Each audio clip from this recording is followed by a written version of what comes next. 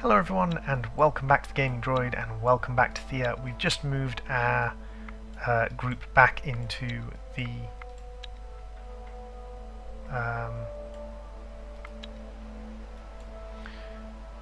town for a moment just to clear out unused equipment and get them a little bit more food.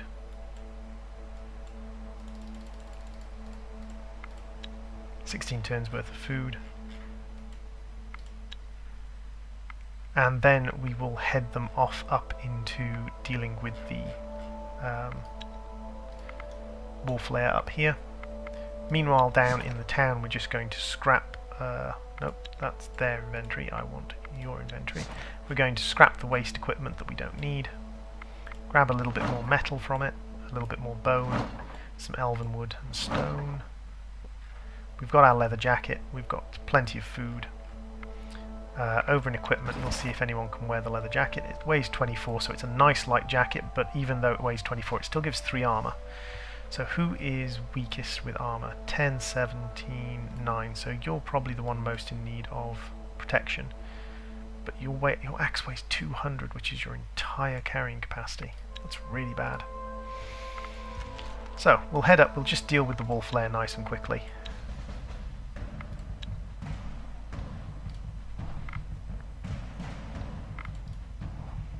They've stunned her, but that doesn't really matter because we're gonna... Basically, that's actually helped us because they didn't actually have put anyone out.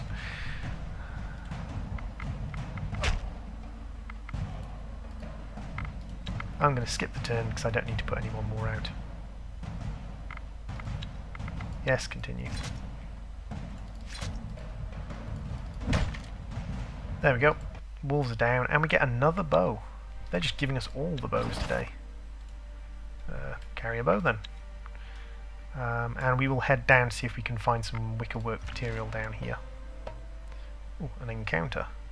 You come across the skeletal remains of an ancient dragon, clearly fallen after many decades ago, as the bones are covered with moss. Let's see if we can collect some bones. Okay, so a hag emerges, a 4-skull for hag. Nope, we're going to run away from that. There's no point in fighting a 4-skull hag. We will get our rears handed to us. Ah, one of our child has grown up. We're going to make them a gatherer. Celebrate the rite of passage. So Theodore has arrived finally to tell me about the cosmic tree. Took him a little while. So we know the cosmic tree has been injured. Basically been destroyed, and the gods fell and that entered the Age of Darkness, so we have to find out what happened to the cosmic tree and try and fix the cosmic tree. Some of the avatars of your gods and some just people who proved worthy, yet they all failed thus far. So we are off to try and it's actually down in this direction. That's quite convenient. So we'll head down and we'll start our cosmic tree quest. And another child has come of age, so we're going to make them a gatherer as well. And this means that there's people who aren't doing things in one of our towns. So we're going to gather string and vegetables and crafting. See, what we can't make use of string in here, unfortunately, to make baskets. But what we can do is, now that we're gathering some string, we can use some string, some amber, and a little bit of leather to make ourselves a plain shirt. Seems quite fancy for a plain shirt, but that's fine. And we'll throw our super skilled crafter into that. Again, just to get us some science and a little bit of experience. So down here at the cosmic tree, it's the same quest. Oh no, it's a new quest. A skeletal remains of a person, most likely an elf. Bones have a slight silver tinge and are much lighter than humanoid bones you know. Discover a scroll. Read the scroll. And so the cosmic tree stood in flames, and with it the world burned alike. For as the canopy burned, so did the skies turn red, and the heavens were no more. As the core burned, the earth scorched, and fields turned to ash, and Thea became a wasteland. Finally, as the roots burned, so did the gates to the underworld, and thus the souls of the dead could find no refuge, no peace, and no purpose. See notes scribbled along the side of the scroll. Note 1 is written in a beautiful style. And so our duty failed. Did we fail our charges? Did we abandon them too soon? Or were we never supposed to do so in the first place? Should we have guarded the sacred pillars more vigorously? I must go to the evergreen grove to find the answers. There's an old map with the grove marked on it, so we're going to get access to the sort of grove landmark here. Also 5 pieces of silver tree bark which emanate with strange power. He's clearly scribbled in a hurry by the elves seek to diminish our work, no surprise there. I must get to the grove before we can meddle in mankind again. The sage task has given me some clues as to how to stop the elves. So this shows that there's 2 groups, the elves who want to protect the pillars, and the human and, well, someone from the sage tower who wants to stop the elves from protecting them. So that's the start. Wow, that's right next to Astroya. Okay. And let us explore, still trying to find something useful out here in the wilderness. So where is the other bit of the cosmic tree? That's one of them. Where is the other one? Doesn't want to show me. Okay. So we gain some more science points because we just completed building something. We've still got 2 people not doing anything here. As far as construction goes, we've got enough wood and enough food to build another pasture just to add some attract human and add food. It's worth building pastures because you can always delete them later and they are essentially free, considering the kind of materials they need to be made from. They are not a rare material set.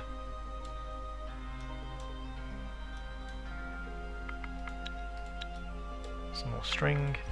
Come on. It's got coal. This is a crafter's paradise because there's coal everywhere, but there's just nothing for gatherers.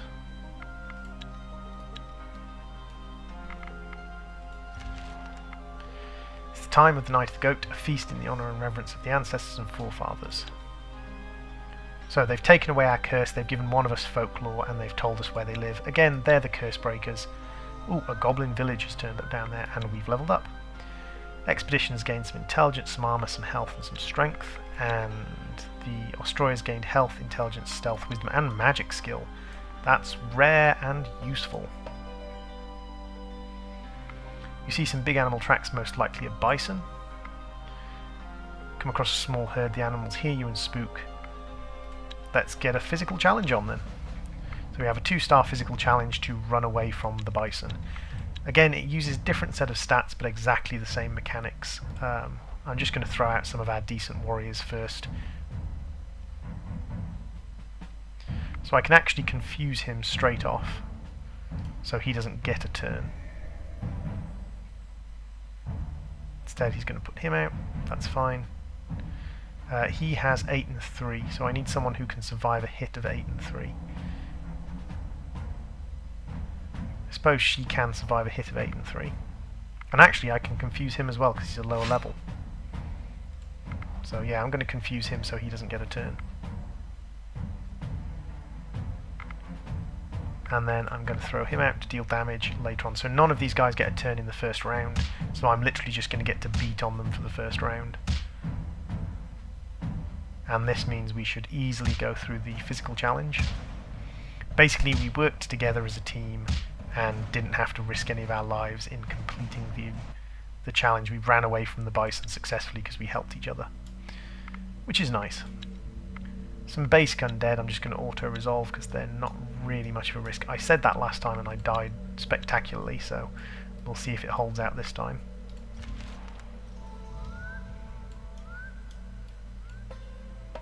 Another encounter.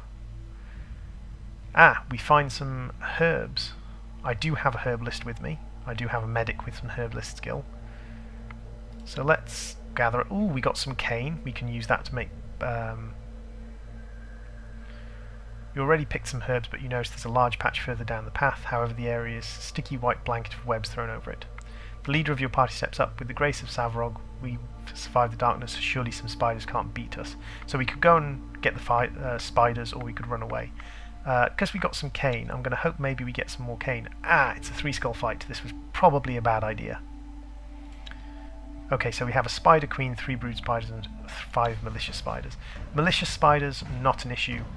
the Spider Queen is going to be my main sort of issue here. So I'm going to go first. I'm going to throw out my best tank. Spider Queen comes out and a Blood Spider comes out straight away. Spider Queen has a lot of damage, but hopefully 21, so he's going to do 21, 22, 23, 24, and she's got 26. So if I throw 3 more damage on him, as long as no one can stun him, she dies in the first round. Ah, right, okay. So if I throw her out and then give her first action, because I don't want his attack to go anywhere other than the Spider Queen. So it doesn't matter which way that goes, to be fair. This is becoming quite an interesting little tactical challenge, actually. I suppose that's the best I can do, and I can just hope that we're going to figure this out right. Okay, so that's a lot of damage from him, but she's going to deal enough damage to make the Spider Queen an easy victim. The Blood Spider is going to do a lot of damage in the next round, because poison damage is doubled if the enemy is already wounded. So she goes down, but I have a strong medic with me, so I'll be able to deal with that without too much challenge. Like, it'll be risky because she's going to be on 0 health, but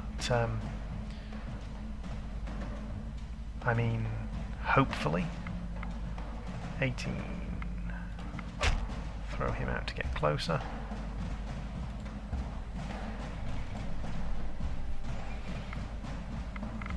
Confuse the Blood Spider. Oh no, I can't confuse the Blood Spider now because I mistimed it. Confuse the Malicious Spider then. And just hope that the Blood Spider's attack goes the other direction. Yes, it does. Excellent.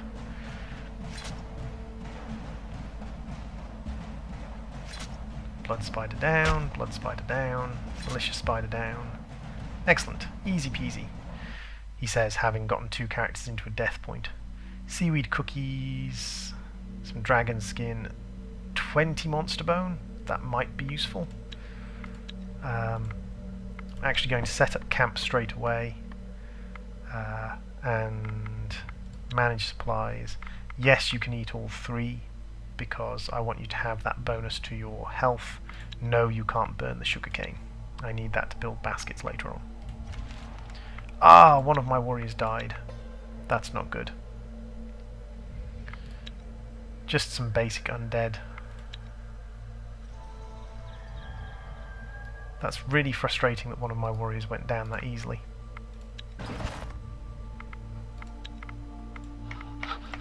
Let's build ourselves another basic pasture to try and get as many human beings to us as soon as possible, in hopes of maybe replacing the guy I just lost. Aha! Wicker! So now we know where there is a source of wicker, which is excellent. I can send out some gatherers later on.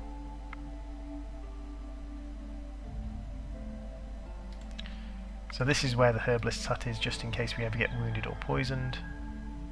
She's now no longer at death's door, so they can break camp. Okay, so the bison charges again. Should be able to deal with this without too much trouble. I'm going to counter offense to get rid of one of the physical attacks. And then counter tactics to get rid of one of the tactics. And then I'm just going to throw out mass damage, which should be fine and should win me the round.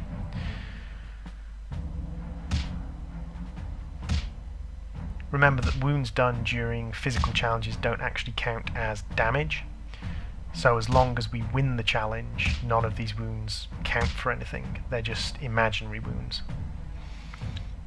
They're just my character getting exhausted, basically, and getting tired from what he's doing.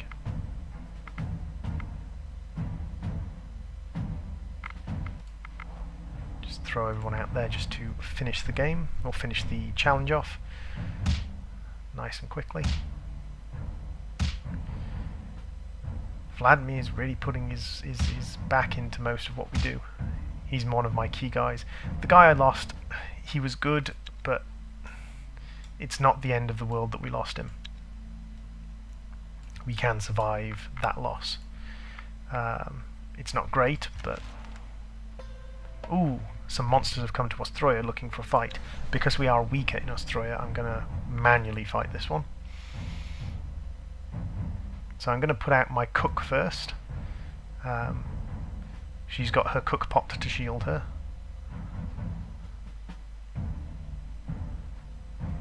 And then I'm probably going to actually put out my woodcutter, even though he can't act, because he's got a decent amount of protection. And then I'm going to throw down some extra damage at the end. It's a little bit of a sacrificial action on the part of my woodcutter, but he should be fine. Yes, especially because they split their attacks in 2 directions.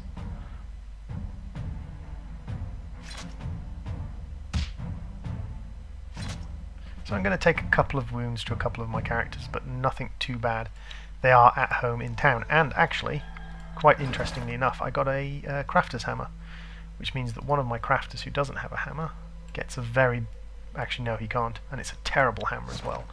Weight 80 for 1 crafting skill. God, that's awful. That's an absolutely awful hammer. Still got 5 children waiting to grow up, and these guys headed home.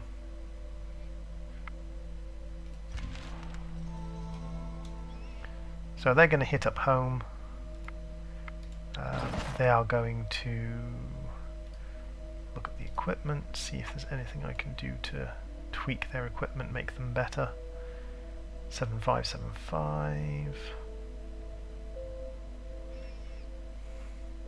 No, so they'll transfer their inventory across. It would be nice if there was some automated way of transferring, you know, unwanted items or items that are not in use, and then kind of tag food as being this food is in use.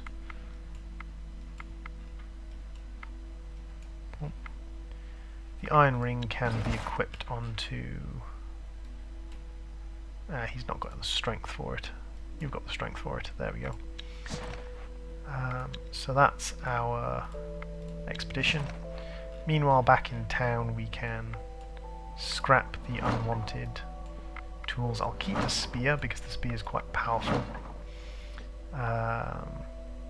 That's not a terrible piece of armor. Okay.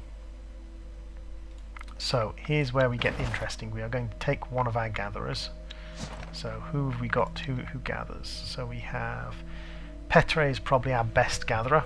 So actually what we're going to do is we're going to send Petre with the warriors, with his equipment, and he's actually going to go and gather us some wicker so that we can progress rapidly in our gathering skill, because it's the gathering skill currently that we need to look to improve as much as possible. The expedition's met an encounter. Search of good wood and any other resources. You hear a squeaky voice. Ouch, don't pull my head off, man. You realise the mushroom that you are about to pick is staring at you. Leave it alone and ask what's going on. My friends were taken by some brutes earlier today, carried off to their ugly den. These creatures collect all sorts of stuff. If I take you there, you may find something for yourselves and help my friends. Deal? Sure, let's do it. Small snag, you see my friends were taken by some maniac, carried into the very den. You'll fight whatever took them. Deal. Okay. Could actually mean bears or someone just using it. Either way. Treasure lies. Orcs and a rabid bear. Okay, this is probably a bad idea. I'm probably now going to lose all of my warriors. So let's throw out someone with decent damage.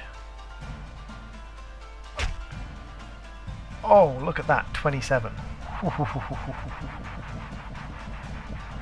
This is not good.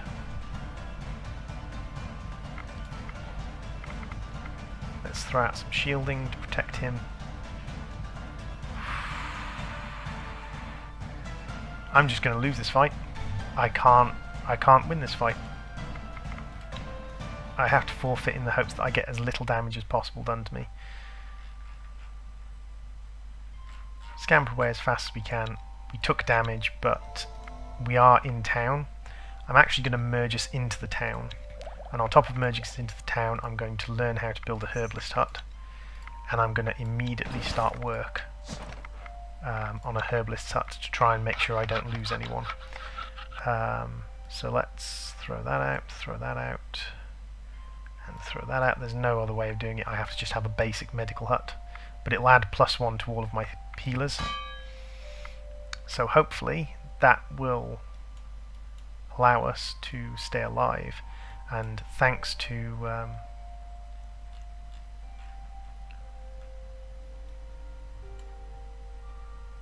all of my crafting skill, I can actually make it in 2 turns. Please no one die. Okay, so we have a healer's hut. And now everyone should be off death's door. Yes, everyone is off death's door. Excellent. So, with everyone off death's door and us getting ready to gather some wick together, I will create a new expedition. I'll send everyone out again, and Petre, and then we'll give them some wood and some food.